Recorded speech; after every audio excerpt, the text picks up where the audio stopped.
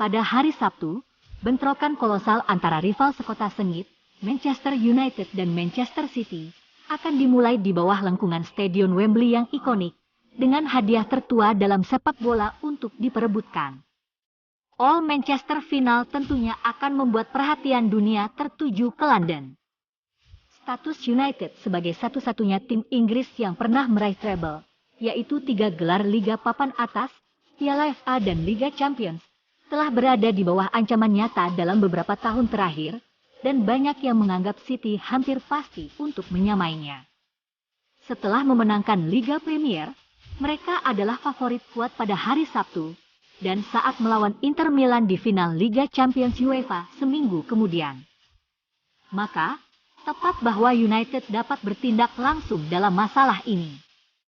Final besar pertama antara dua tetangga akan membuat tim Pep Guardiola bersemangat melanjutkan ambisi mereka untuk menaklukkan segalanya.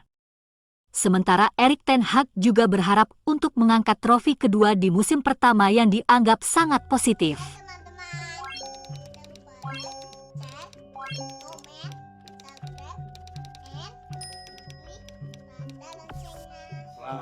Pep Guardiola mungkin akan memilih formasi 3-2-4-1 yang telah bekerja dengan baik untuk timnya. Ederson Moraes akan berfungsi sebagai penjaga gawang untuk Man City, berusaha untuk menjaga clean sheet akhir pekan ini. Nathan Ake bersama Kyle Walker dan Ruben Dias membentuk trio lini belakang saat mereka berusaha untuk menjaga lawan sepanjang pertandingan. John Stones akan berfungsi bersama Rodri saat mereka beroperasi di area tengah, mencoba mendominasi penguasaan bola di tengah lapangan dan melindungi 3 bek di pertahanan. Kevin De Bruyne dan Ilkay Gundogan akan beroperasi tepat di depan mereka. Keempatnya ditugasi merekayasa peluang yang cukup bagi Man City untuk memenangkan kontes ini. Bernardo Silva akan berfungsi di posisi sayap kanan, sementara Jack Grealish berharap untuk menarik perhatian di sisi yang berlawanan. Phil Foden dan Riyad Mahrez harus puas dengan tempat di bangku cadangan dan mungkin masuk untuk memberi dampak di babak kedua jika diperlukan. Erling Haaland akan memimpin lini depan. Pemain internasional Norwegia itu akan menyukai peluangnya untuk mencetak gol dan akan berusaha memberikan ancaman konstan di lini serang.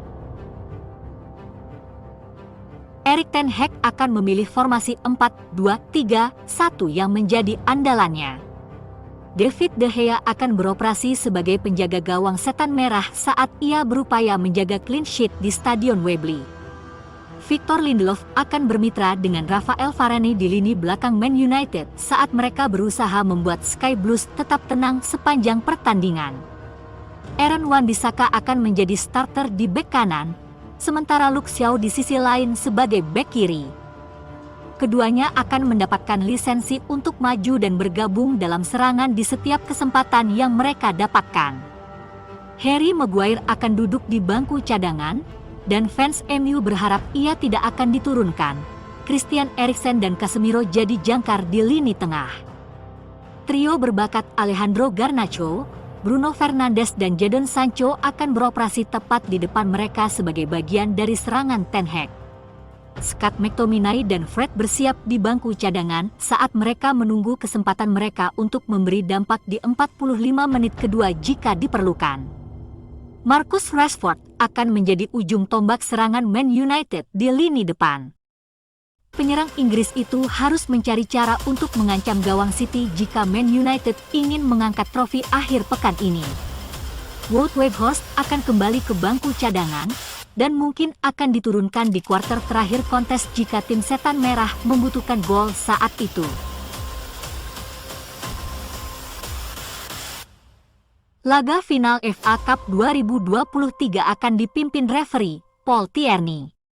Dibantu 2 asistennya, Neil Davis dan Scott Ledger. Fourth official adalah Peter Bankes.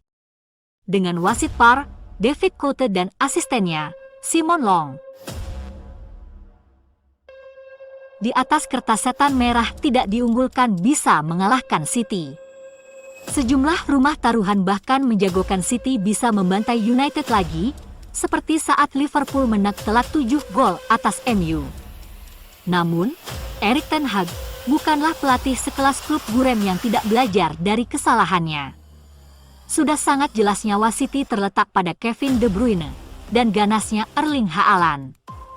Jelas ten Hag menyadari ini.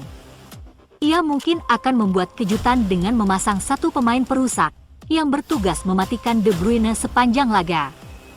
Seperti dulu Ferguson menugaskan Park Ji-sung sebagai perusak nyawa lawan.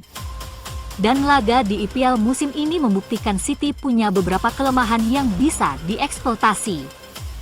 John Stones dan Ederson adalah dua titik lemah City yang sering tampil dengan kesalahan sendiri. Penyerang cepat MU bisa punya peluang dengan umpan langsung atau kecepatan lari mereka.